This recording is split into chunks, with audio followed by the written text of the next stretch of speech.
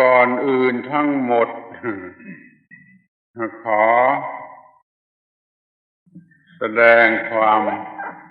รู้สึกยินดีพอใจอนุโมทนาในการที่ท่านทั้งหลายได้มาสู่สถานที่นี้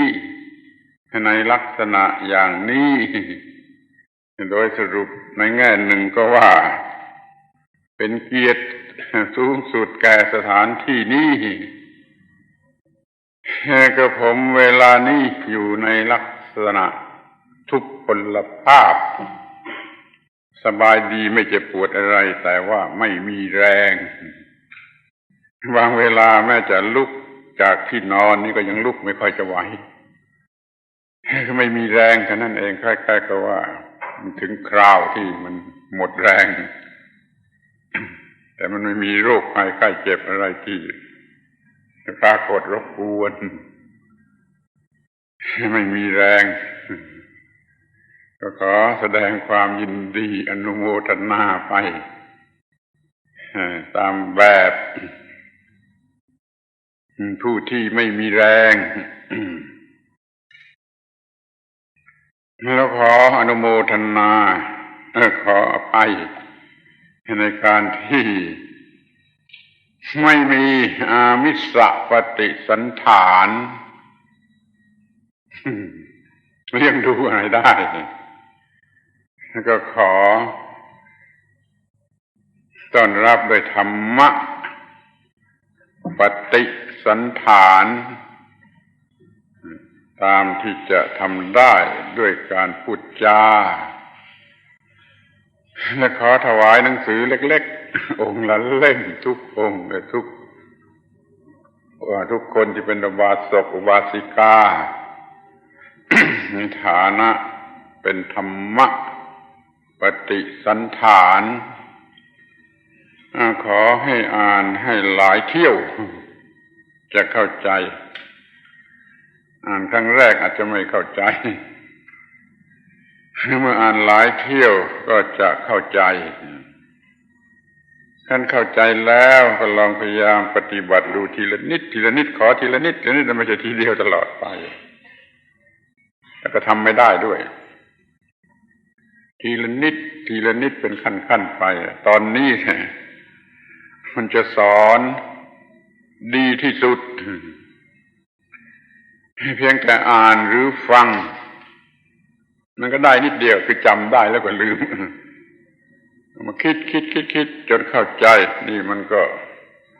ได้ในขั้นที่ว่าเข้าใจต่อเมื่อใส่ลงไปในการปฏิบัติเป็นการปฏิบัติแล้วมันจะมาถึงขั้นที่เรียกว่ารู้แจ้งแทงตลอดจำได้ต่ำที่สุดเข้าใจอยู่ตรงกลางรู้แจ้งอันสูงสุดซึ่งมีความหมายอย่างเดียวกับคำว่าวิปัสสนาปัสสนาแปลว่าเห็นแจ้งในที่นี้ที่เป็นการรู้แจ้งก็เป็นเรื่องเดียวกันนะจะรู้แจ้งด้วยความรู้สึกเพราะมันเกิดความรู้สึกมันรู้แจ้งต่อความรู้สึกอย่างนี้มันสูงสุดไม่ใช่เพียงแต่เข้าใจเนี่ยขออภัยที่ว่าไม่ได้ต้อนรับด้วยอามิสปฏิสันฐานใดๆมีแต่ธรรมะปฏิสันฐานเท่าที่จะทำได้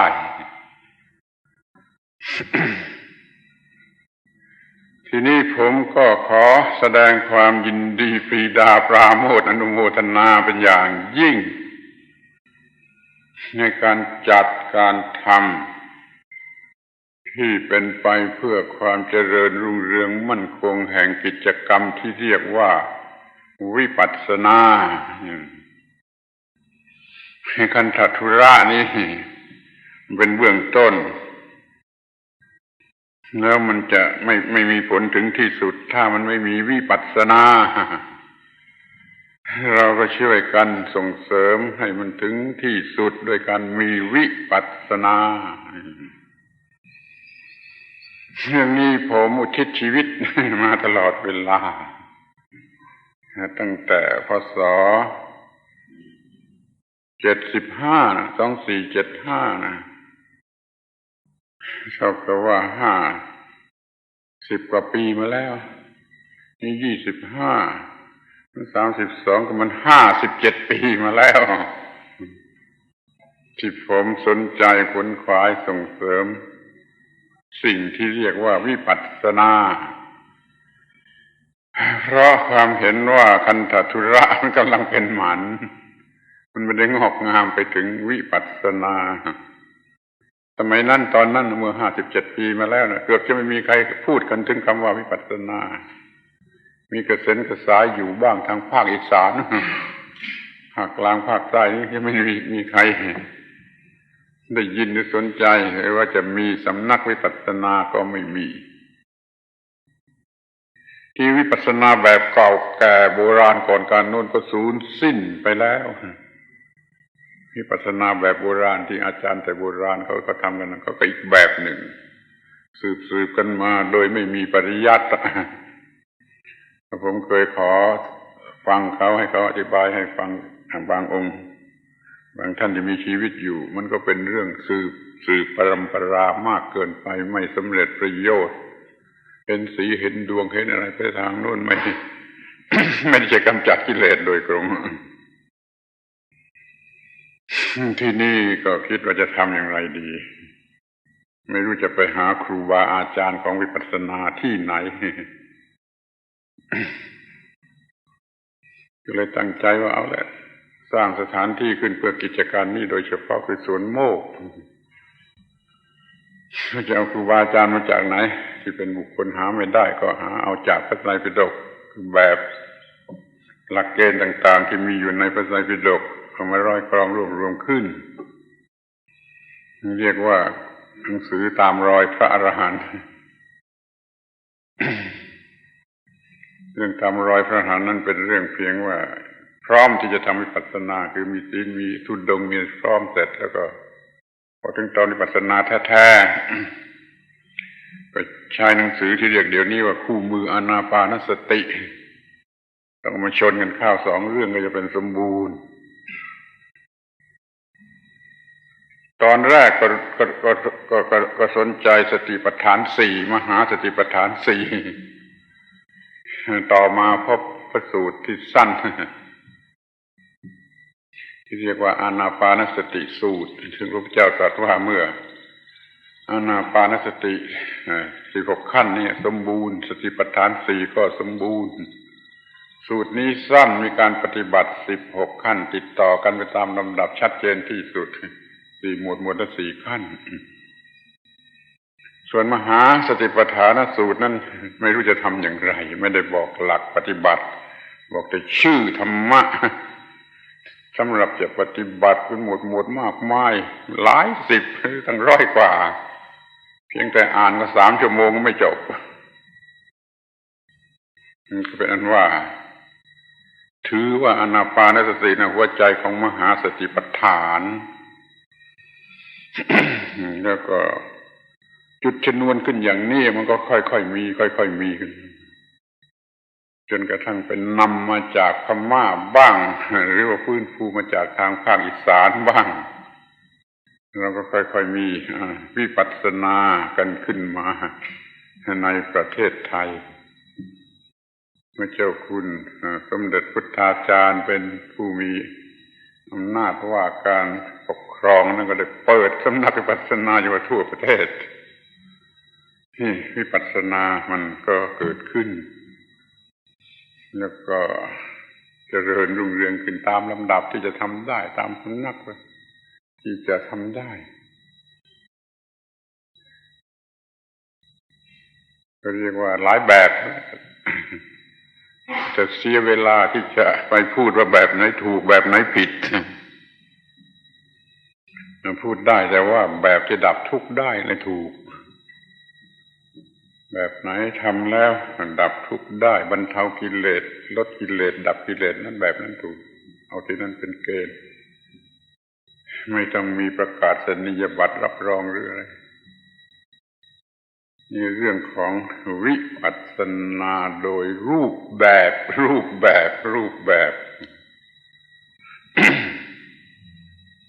ก็เป็นที่น่ายินดีที่ว่าเดี๋ยวนี้ก็มีหลายรูปแบบให้เลือกแบบไหนดับทุกข์ได้แบบนั้นถูก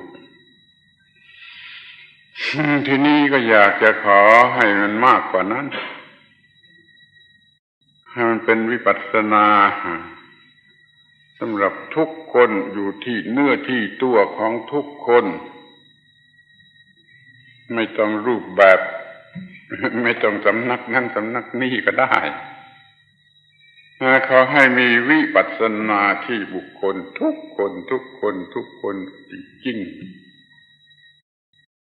นั่นน่ะคือ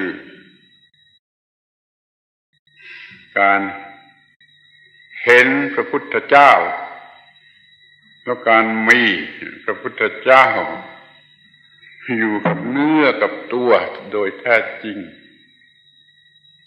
เห็นพระพุทธเจ้าจนสามารถมีพระพุทธเจ้าอยู่กับเนื้อกับตัวโดยแท้จริงขอให้ท่านที่เป็นวิปัสสนาและวิปัสสนาจารย์ทั้งหลายสนใจเรื่องนี้วิปัสสนาชนิดที่จะเป็นประโยชน์โดยแท้จริงอยู่กับเนื้อกับตัวโดยแท้จริงเห็นพระพุทธเจ้าอย่างไรก็สามารถทำให้มีพระพุทธเจ้าอยู่กับเนื้อกับตัวได้อย่างไรถ้าเป็นวิปัสสนาจริงต้องได้ต้องทำได้ถ้าทำข้อนี้ไม่ได้ยังไม่ควรจะเรียกว่าวิปัสสนาหรือวิปัสสนาจารย์ต้องสามารถที่จะเห็นแล้วก็มีพระพุทธเจ้าอยู่กับเนื้อกับตัวด้วยอำนาจของวิปัสสนาคือไม่ได้เห็นด้วยตาเห็นด้วยจิตก็ยังไม่พอต้องเห็นด้วยปัญญาเห็นด้วยตาเนื้อนี่มันองค์หนึ่งนะเห็นด้วยจิตองค์หนึ่งเห็นด้วยปัญญาอีกองค์เราพูดถึงพระพุทธเจ้าสำหรับนักวิปัสสนากันสักหน่อยเพื่อถวายเป็นความรู้แก่ท่านสาธมิกทั้งหลายที่อุตส่าห์มาถึงนี่พระพุทธเจ้าตรัสว่าผู้ใดเห็นธรรมผู้นั้นเห็นเราผู้ใดเห็นเราผู้นั้นเห็นธรรมผู้ใดไม่เห็นธรรมแม้จะจับมุมจีวรถืออยู่ไปไหนไปด้วยกันเขาไม่เห็นธรรมก็ไม่ชื่อว่าเห็นเราดูดีๆฟังให้ดีๆเห็นพระพุทธองค์ตัวจริงที่เดินอยู่นั่นแหละถ้าไม่เห็นธรรมก็ยังไม่ชื่อว่าเห็นพระองค์พระพุทธเจ้าที่เป็นบุคคลในประวัติศาสตร์นั้นยังไม่ใช่องค์จริงยังทรงปฏิเสธต้องเห็นธรรมพระเจ้าที่เป็นตัวคนเดินไปเดินมาอยู่ในอินเดียเป็นลูกคนนั่นเป็นหลานคนนี้ตรัสรู้ประสูตินิพพานวันนั้นวันนี้ตายแล้วเผาแล้วนั่นยังไม่ใช่พระพุทธเจ้าพระองค์จริงต่อเมื่อเห็นธรรมจึงจะชื่อว่าเห็นพระองค์จริงนี่ไปดูเคยเรียนกันมาแล้วแม้จะจับจีวรถืออยู่ไปไหนไปด้วยกันก็องค์นั้นก็ยังเป็นปฏิเสธว่าไม่ใช่เราไม่ใช่พระพุทธเจ้าพระองค์จริงคือไม่ใช่เราที่นี่เห็นธรรมคือเห็นอย่างไรมันก็ไม่เกี่ยวกับบุคคลก็หมายถึงจิตที่บริสุทธิ์แล้วที่เห็นความเกิดขึ้นแห่งทุกข์ระดับลงแห่งทุกข์รู้แจ้งประจักษ์ในข้อนี้นี่เรียกว่าเห็นทำด้วยจิตนั้นเป็นองค์พระพุทธเจ้าก็ได้ก็อยู่ในพวกเห็นธรรมเหมือนกันแต่เป็นชั้นจิตเห็นจิตชนิดนี้โดยการมีจิตชนิดนี้โดยการทำให้มีจิตชนิดนี้นี่มีพระพุทธเจ้าองค์ที่ลึกเข้าไปจนเป็นองค์พระองค์ที่เป็นจิตที่บริสุทธิ์แล้วตรัสรู้แล้วพระพุทธเจ้าที่เป็นจิตชนิดนี้ไม่เกิดไม่แก่ไม่ตายไม่ประสูติไม่ตรัสรู้ไม่นิพพานไม่ถูกเผาไม่อะไรแล้วมันก็เป็นอยู่ตลอดไปใครทำได้เมื่อไรมันก็ปรากฏออกมาเมื่อนั้นมันจึงมีพระอรหันต์ทั้งหลายเป็นอันมากมีจิตชนิดนี้จิตชนิดนี้เกิดเมื่อไรก็ได้มาทำถูกวิธีแล้วก็เกิดแม้เดี๋ยวนี้ก็เกิดข อยทำให้ถูกวิธีจิตชนิดนี้ก็จะปรากฏออกมาเป็นพระพุทธเจ้าชนิดที่เป็นจิตหลุดพ้น นี่ก็ยังเรียกว่าเห็นธรรมได้เหมือนกันเห็นจิตที่บริสุทธิ์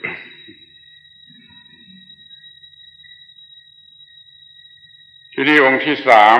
คือธรรมะแท้ๆมีพระบาลีแห่งหนึ่งไม่ได้อยู่แห่งเดียวกับวรรคลิสูตรคือสัตว์ว่าผู้ใดเห็นปฏิจจสมุปบาทผู้นั้นเห็นธรรมผู้ใดเห็นธรรมผู้นั้นเห็นปฏิจจสมุปบาทก็ไปต่อเนื่องกันผู้ใดเห็นธรรมผู้นั้นเห็นเราผู้ใดเห็นเราผู้นั้นเห็นธรรมผู้ใดเห็นปฏิจจสมุปบาทผู้นั้นเห็นธรรม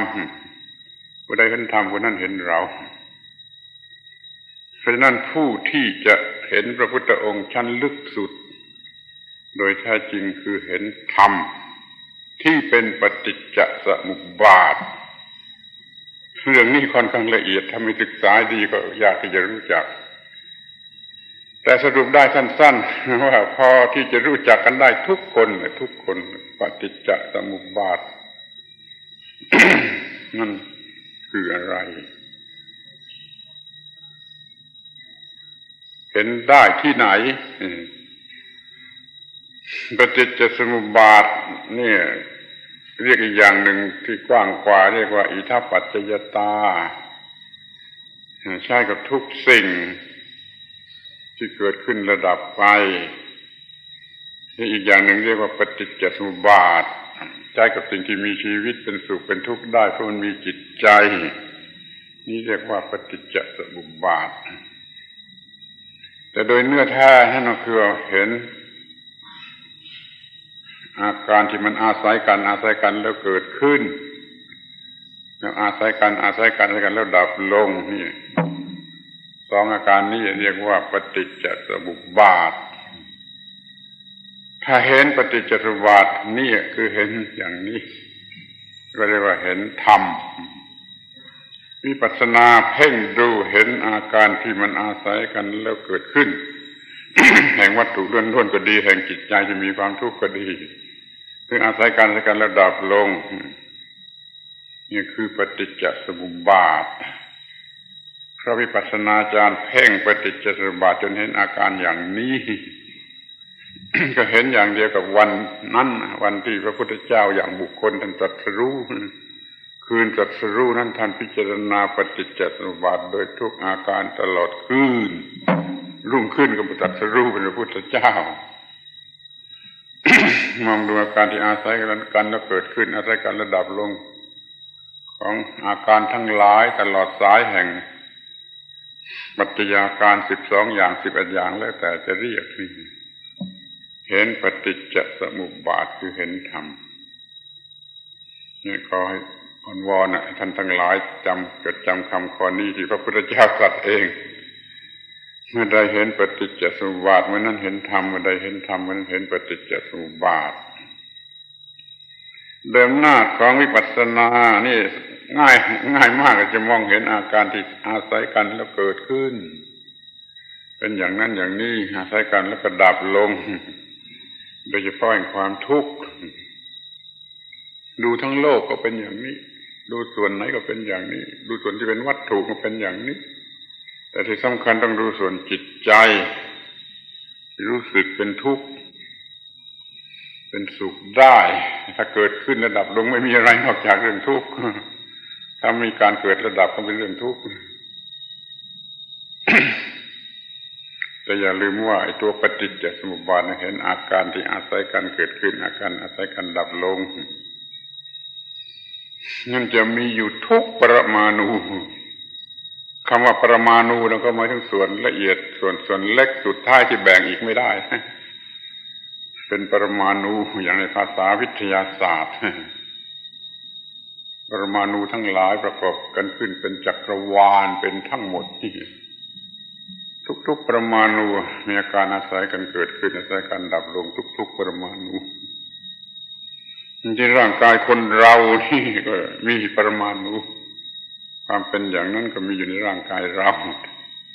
เอาหยาบมาสักหน่อยว่าทุกขุมขนนี่ ดูเถอะจะมีอาการที่อาศัยกันเกิดขึ้นอาศัยกันดับลงค่อยมองเห็นอาการที่อาศัยกันเกิดขึ้นดับลงก็จะเห็นปฏิจจสมุปบาทจะดูที่ไหนก็ได้แต่ที่ดีที่สุดดูที่เนื้อที่ตัวในภายในทุกขุมขนมีอาการที่อาศัยกันเกิดขึ้นอาศัยกันระดับลงเห็นอาการอย่างนี้นั่นเท่ากับเห็นว่ามีพระพุทธเจ้าองค์หนึ่งนั่งแสดงธรรมอยู่ที่นั่นอย่างนั้นถ้ามีอาการอาศัยกันเกิดขึ้นอาศัยกันดับลงแล้วก็เราก็เห็นพระพุทธเจ้าองค์หนึ่งนั่งแสดงธรรมอย่างนั้นอาศัยกันเกิดขึ้นอย่างนี้อาศัยกันดับลงอย่างนี้มันบอกเราถ้าเราเห็นจะมีค่าเท่ากับพระพุทธเจ้าพระองค์หนึ่งนั่งบอกว่าอาศัยกันเกิดขึ้นอย่างนี้อาศัยกันดับลงอย่างนี้ทุกแห่งทุกหนทุกอนูทุกปรมาณูที่มีอาการแห่งปฏิจจสมุปบาทเมื่อทุกขุมขนมันมีอาการอย่างนี้ก็กล่าวได้ว่ามีพระพุทธเจ้าให้เราดูให้เราเห็นให้เราพบว่านั่งแสดงอาการปฏิจจสมุปบาทอยู่ทุกขุมขนพระพุทธเจ้ามีทุกขุมขนถ้าเป็นนักวิปัสสนาจริงจะมองเห็นถ้าไม่เป็นนักวิปัสสนาจริงไม่รู้แต่ถ้าเป็นนักวิปัสสนาจริงจะมองเห็นว่า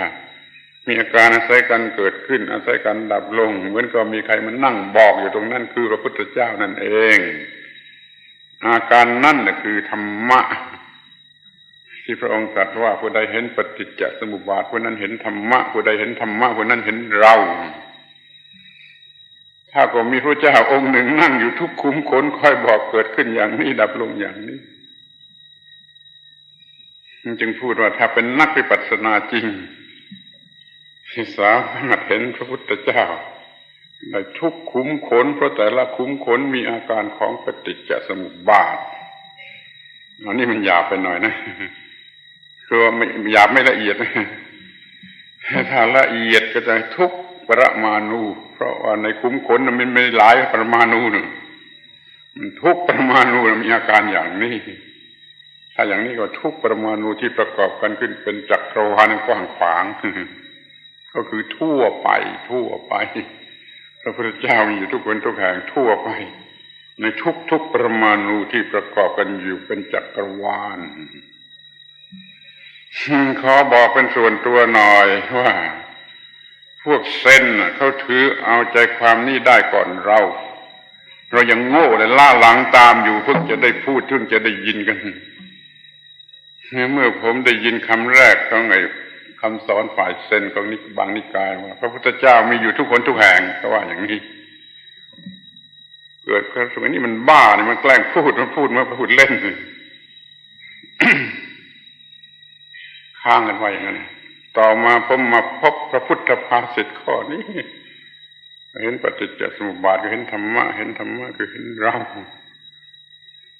ที่อาการแห่งปฏิจจสมุปบาทคืออาศัยกันเกิดขึ้นและอาศัยกันดับลงมันมีทุกหนทุกแห่งจริงๆทุกแห่งทุกหนทุกแห่งไม่ว่าที่ไหนคือมันทุกปรมาณู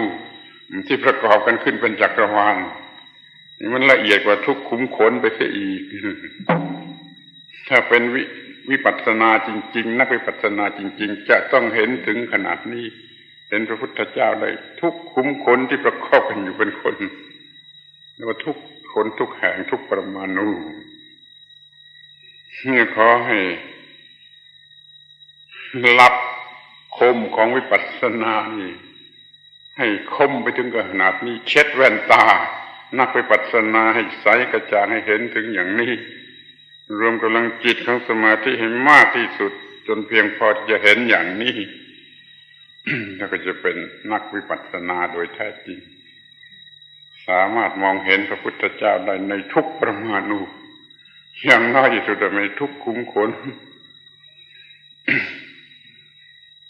ทั้งเนื้อทั้งตัวของเราจะมีกี่ขุมขนก็สุดท้ายมีพระพุทธเจ้า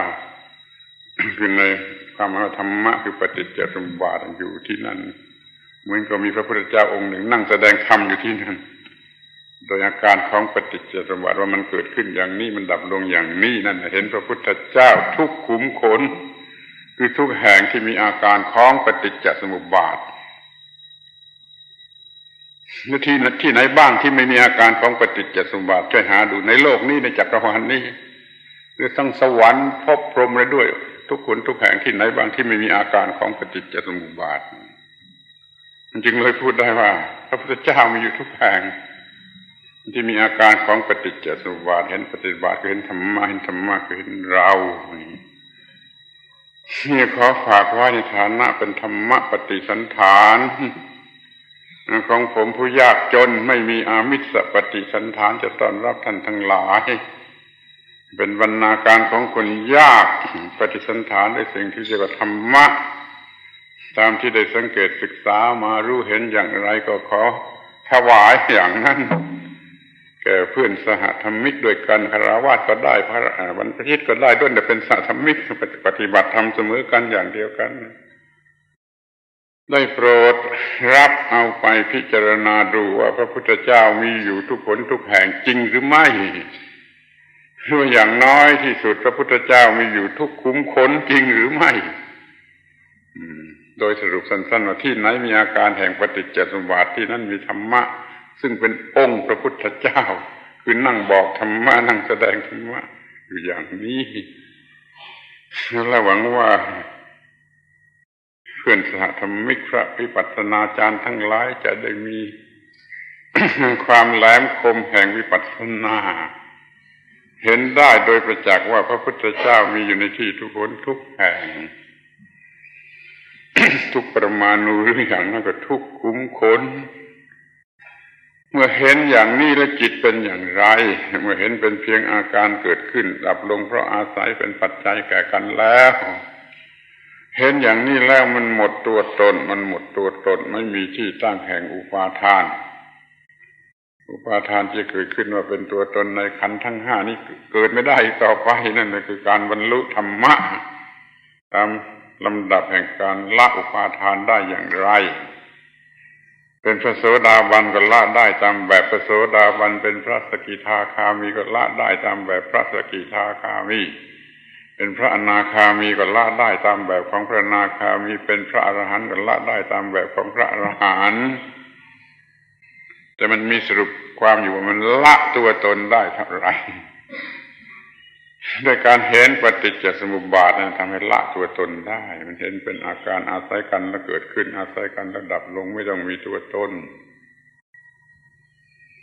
ตาได้อาศัยเหตุปัจจัยเป็นตาขึ้นมามันก็เห็นได้เห็นรูปได้โดยไม่ต้องเป็นตัวตนหูก็เหมือนกันไม่ต้องมีตัวตนมาทำอะไรที่หูมีระบบประสาทของหู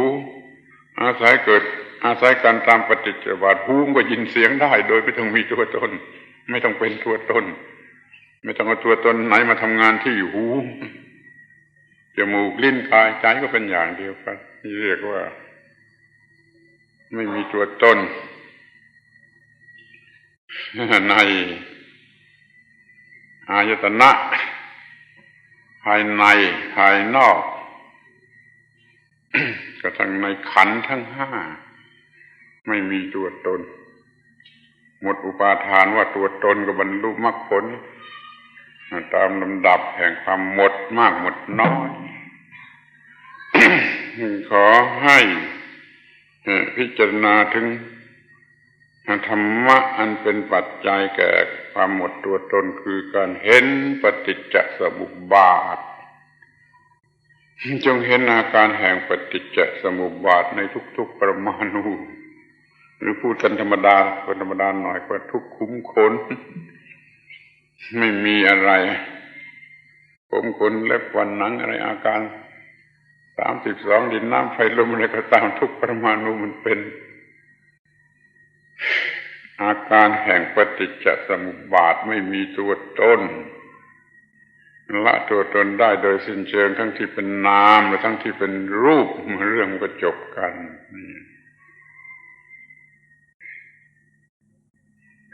ขอถวายความรู้อันนี้ที่ผมได้ศึกษามาได้ค้นคว้ามาได้รักษาไว้ได้ศึกษาต่อกันไปไม่ขาดตอน ตลอดเวลา57 ปีแล้วคงจะมากกว่าอายุของพระวิปัสสนาจารย์บางองค์ที่ยังหนุ่มๆอยู่อายุยังไม่ถึง57 ปี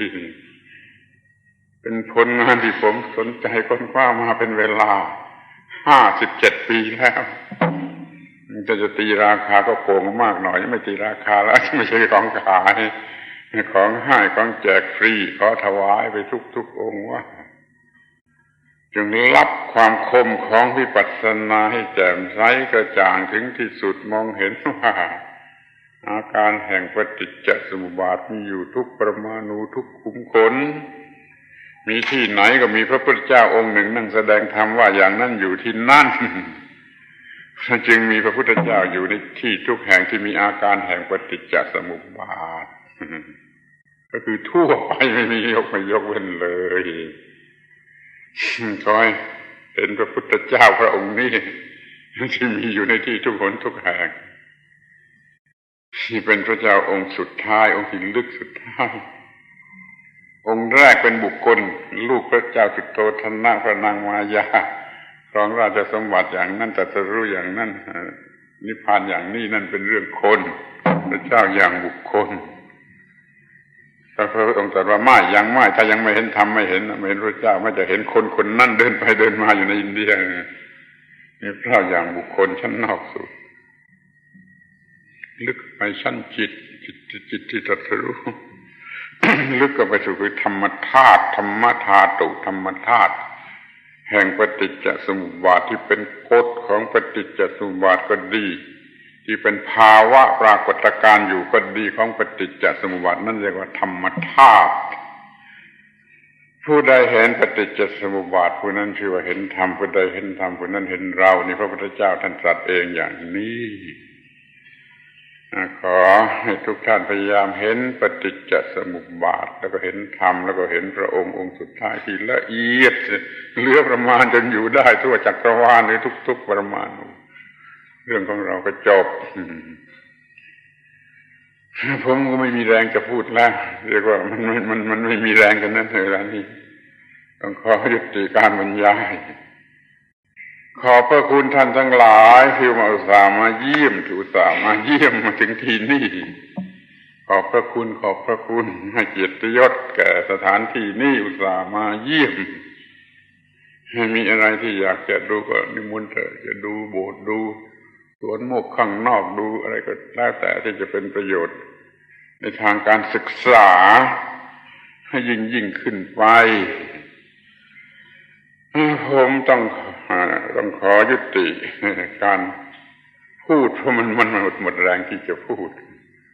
และขอแสดงความหวังว่าขอให้ทุกท่านทุกองค์ทุกท่านนี้ประสบความสำเร็จ